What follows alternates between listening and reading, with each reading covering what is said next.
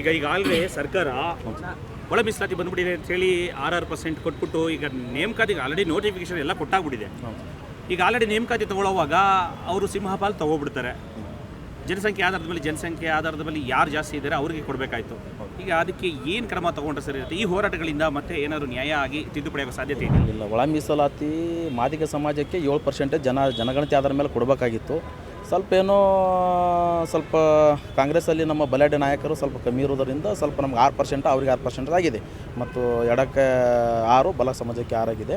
ಆದರೆ ಇದರಲ್ಲಿ ಕೊಂಚ ಕೊರ್ಮ ಬೋವಿ ಲಂಬಾಣಿ ಸಮಾಜ ಇದರಲ್ಲಿ ಏನಿದಾರಲ್ಲ, ಇದರಲ್ಲಿ ಅಲಿಮಾರಿ ಜನಾಂಗ ಸೇರಿಸಿ 1% ಮಾಡಬಾರ್ದಾಗಿತ್ತು. ಅದು ನಮಗೆ ನೋವು ಉಂಟಾಗಿದೆ. ನಾವು ಇದರಲ್ಲೇನು 35 ವರ್ಷಗಳ ಹೋರಾಟ ಮಾಡ್ಕೊತ ಬಂದು ಸುಮಾರು ಜನಗಳಲ್ಲಿ ಹೋರಾಟಗಾರ ಪ್ರಾಣಗಳು ಕಳ್ಕೊಂಡ್ಬಿಟ್ರು.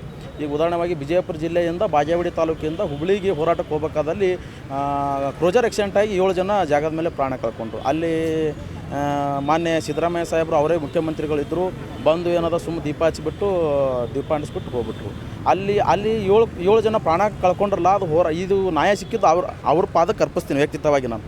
ಯಾಕಪ್ಪ ಅಂತಂದ್ರೆ ಇದರಲ್ಲಿ ಭಾಳ ಜನ ಪ್ರಾಣ ಕಳ್ಕೊಂಡ್ರು. ವಿಶೇಷವಾಗಿ ದೊಡ್ಡ ರಾಜಕೀಯ ನಾಯಕರು ಹಿಡ್ಕೊಂಡು ಕೂಡ ಹೋರಾಟ ಮಾಡ್ಯಾರ. ಆಂಜನೇಯ ಸಾಹೇಬರಾಗಿರ್ಬೋದು, ಮಾನ್ಯ ಗೋವಿಂದ ಕಾರಜೋಳ ಸಾಹೇಬರು, ನಾರಾಯಣಸ್ವಾಮಿ ಅವರು ಭಾಳ ಯುವಕರು ಹೃದಯ ತುಂಬಿಸಿ ಹೋರಾಟಕ್ಕೆ ಭಾಳ ಬೆಂಬಲ ಕೊಟ್ಟರು. ಮಾನ್ಯ ಏನು ಆಗಸ್ಟ್ 1ನೇ ತಾರೀಕು ನಡೀತು, DC ಆಫೀಸ್ ಎಲ್ಲ DC ಆಫೀಸ್ ಮುತ್ತಿಗೆ ಹಾಕಿದ್ರು. ಅದರಿಂದಲೇ ಇವತ್ತು ಒಳ ಮೀಸಲಾತಿ ಜಾರಿಗೆ ಆಗಿದೆ.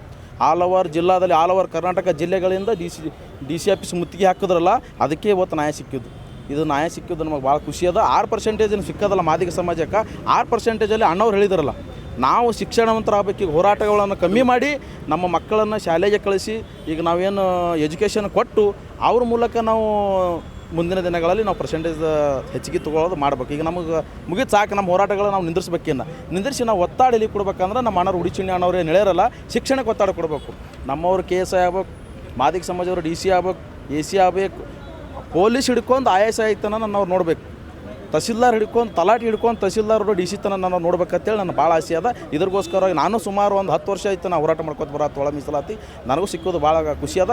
ನಂದು ವಿಜಯಪುರ ಜಿಲ್ಲೆ ದೇವರಿಪರಿಗೆ ತಾಲೂಕು ಡಾಕ್ಟರ್ ಮಲ್ಕಪ್ಪ ಬಾಗೇವಾಡಿ ಅಂತೇಳಿ ಭೀಮಾರ್ಮಿ ರಾಜ್ಯಾಧ್ಯಕ್ಷೆ. ನಾ ಇಷ್ಟು ಮಾಧ್ಯಮ